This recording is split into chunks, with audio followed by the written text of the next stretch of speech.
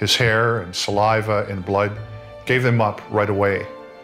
By doing this is my opinion, he was trying to deflect any suspicion on himself by being so cooperative. David Berkowitz.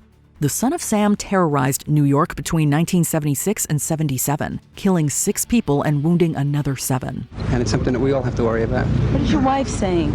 She wouldn't even come out tonight. The entire city was placed on high alert, and a massive manhunt was underway to catch the random shooter. And he was caught thanks to the suspicions of one Cecilia Davis. Davis saw a police officer ticketing a car and soon spotted a man walking from that direction. A woman who says she saw police officers ticket Berkowitz's car the night of the last murder after hearing shots and being approached by a man with a dark object in his hand. The man deeply troubled her as he was carrying a dark object and seemed to be studying her. Soon after arriving home, she heard gunshots. Rightfully fearing that the man was dangerous, Davis contacted the police. They identified the ticketed car as belonging to one David Berkowitz. And with that, the son of Sam was finally identified and caught. It was just a break from reality. Thought I was doing something to appease the devil. I'm sorry for it. But Anthony Sowell.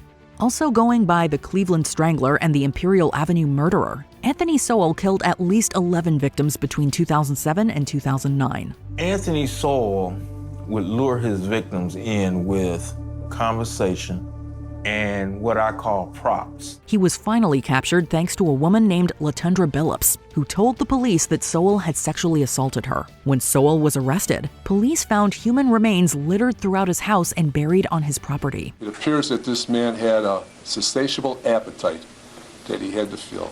5 of the bodies have been identified as women. But suspicions had been raised before this, particularly from one Lori Frazier. Frazier was a partner of Sowell's and she lived with him for some time. She reportedly smelled decaying bodies in the house, but Sowell told her the smell was coming from a nearby sausage shop. The awful odor on Imperial Avenue brought health inspectors back again that summer. They blamed Ray's Sausage, who sits right next door to Sowell. Frazier escaped with her life, but her intuition would prove tragically correct. Andre Chikatilo.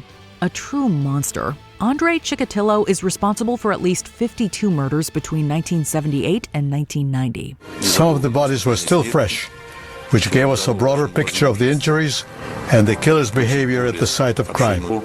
Before he was caught, Chikatilo was the subject of a psychological profile done by Dr. Alexander Bukanovsky. It said he would be between 45 and 50. By 1985, around the time the profile was made, Chikatilo was 49. It said he had a difficult childhood. Chikatilo was born in a famine and often starved. Young Andre realized that he was not like the other boys in the youth league. He never fit in very well, and he felt embarrassed and humiliated generally. It said he was well educated. He graduated from Rostov University. It said he traveled a lot. He was a factory supply clerk and traveled widely. A lot of the bodies were found near transportation points, bus stations, train stations in particular, which indicated that the killer, whoever he was somebody who used the Soviet transportation system extensively. It said he was married with children. Chikatilo had been married since 1963 and had 2 children. Basically, Bukanovsky had him to a T. Robert Hansen. A very unique serial killer, Robert Hansen would abduct women, often sex workers, and take them to the Alaskan wilderness. And it said, this is the greatest mass murder in the history of Alaska.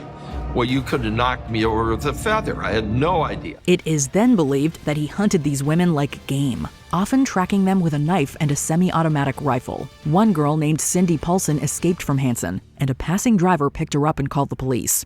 We found her in handcuffs with very little clothes on. She was real credible. She was very scared, she was very frightened, and she told us her story.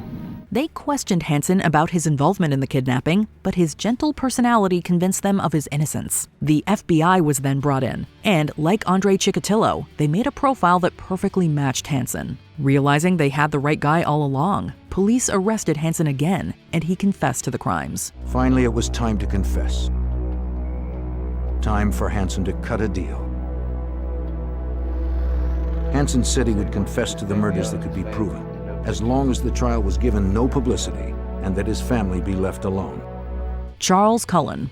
While working as a nurse in New Jersey, Charles Cullen took the lives of dozens, possibly even hundreds of patients by making them overdose. In Cullen's case, all of his victims were patients assigned to hospital units where he worked as a nurse. Despite his high body count, Cullen wasn't nearly as smooth as he may have believed. Several co-workers suspected that he was killing patients and even brought it up to the local district attorney, but the case was dismissed. He was the main suspect for poisoning random bags of saline. If you talk to the investigators there, they'll tell you, Cullen was our man, we knew he was dirty. They couldn't prove anything. It's all circumstantial. They fire him?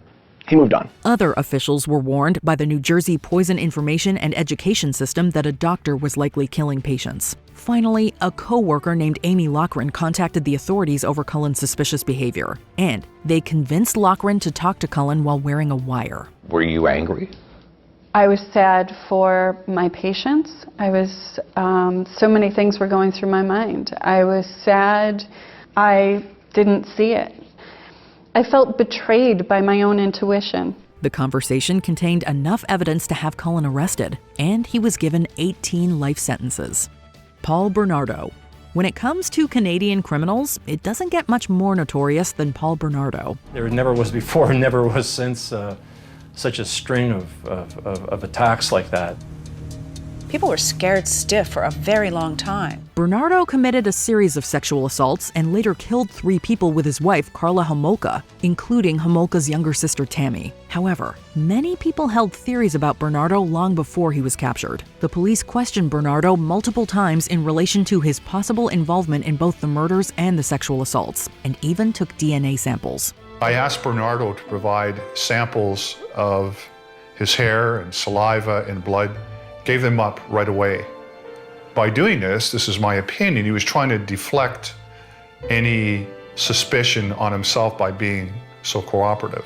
These samples would later be used to take him down. Meanwhile, people who knew Bernardo reported him to the police, including John Motile, an acquaintance, and Tina Smyrnis, the wife of one of Bernardo's friends. Smyrnis's tip came before Bernardo had killed anyone. What was certain, however, was that together, Bernardo and Homolka were a deadly duo. Jeffrey Dahmer.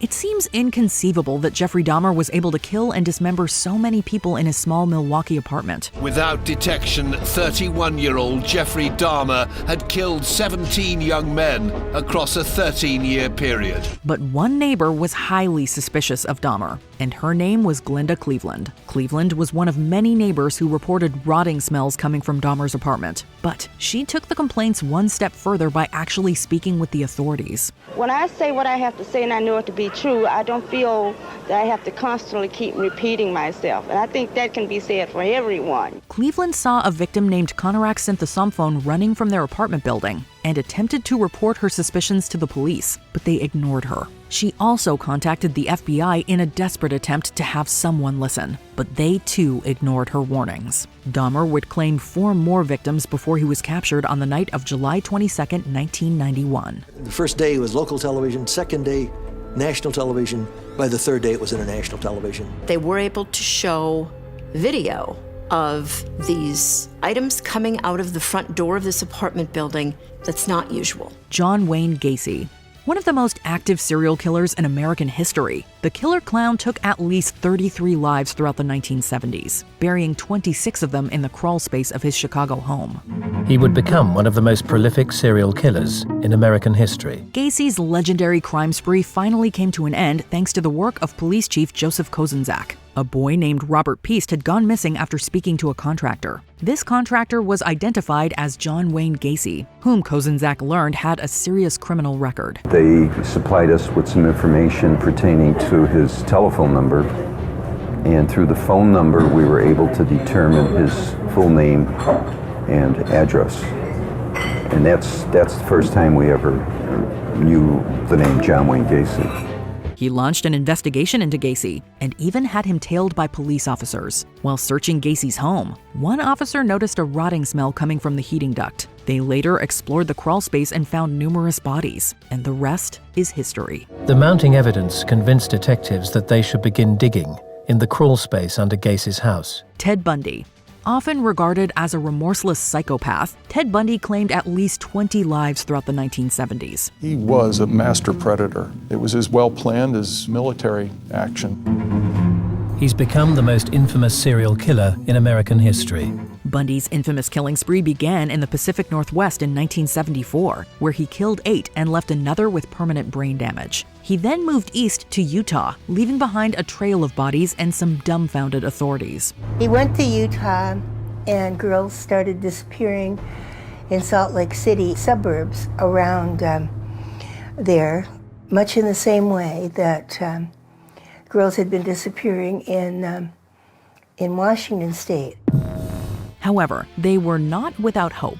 Investigators compiled a computerized database, and Ted Bundy's name continuously appeared as a potential suspect. In fact, Bundy was considered one of the prime suspects in the murder spree when he was arrested in Utah in 1975. An off-duty Utah State police officer saw him prowling around a neighborhood in the Volkswagen, stopped him. They charged him with possession of burglary tools. Were able to use his photograph in a photographic lineup, and Carol Duranch was able to pick him out. Unfortunately, Bundy would escape from prison and kill again before he was apprehended for good in 1978. Gary Ridgeway. While names like Ted Bundy and Jeffrey Dahmer have become enduring artifacts of American culture, most people ignore Gary Ridgeway, aka the Green River Killer. We started putting him under surveillance, and sure enough, he's still out cruising.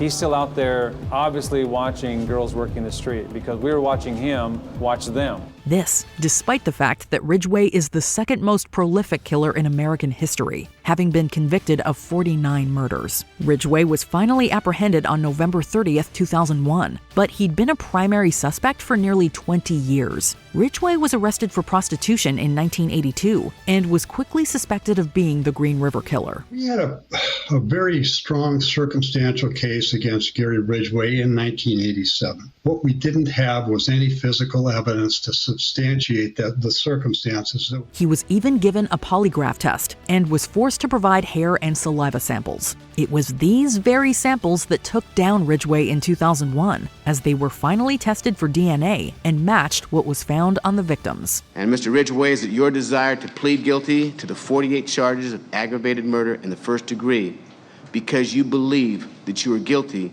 of each of those offenses? Yes.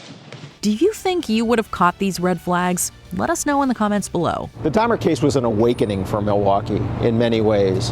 An awakening that there were people who were missing, who were not followed up on.